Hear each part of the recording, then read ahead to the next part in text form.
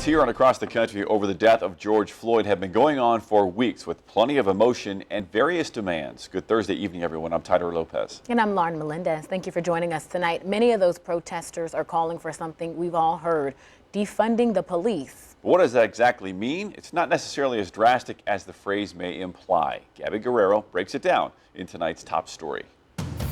Following the deaths of George Floyd, Breonna Taylor, Ahmaud Arbery, and others, protesters around the country are calling to defund the police.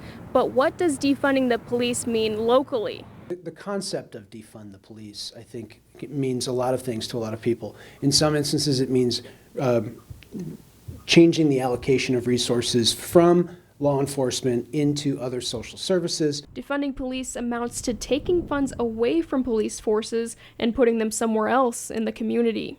But Peoria City Manager Patrick Urick says a lot of discussion would precede any actual changes. We need to have a conversation about public safety to hear from our constituents, to talk to people before we start to make some decisions about public safety as a whole.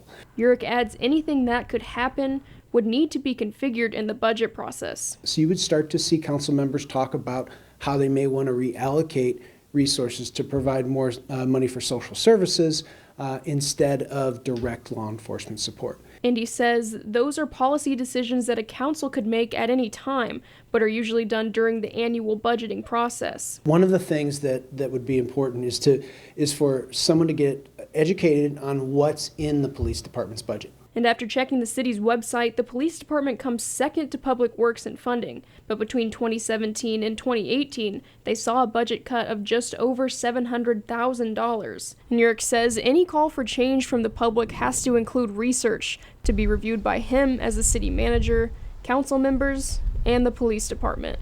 Reporting in Peoria, Gabby Guerrero, 25 News.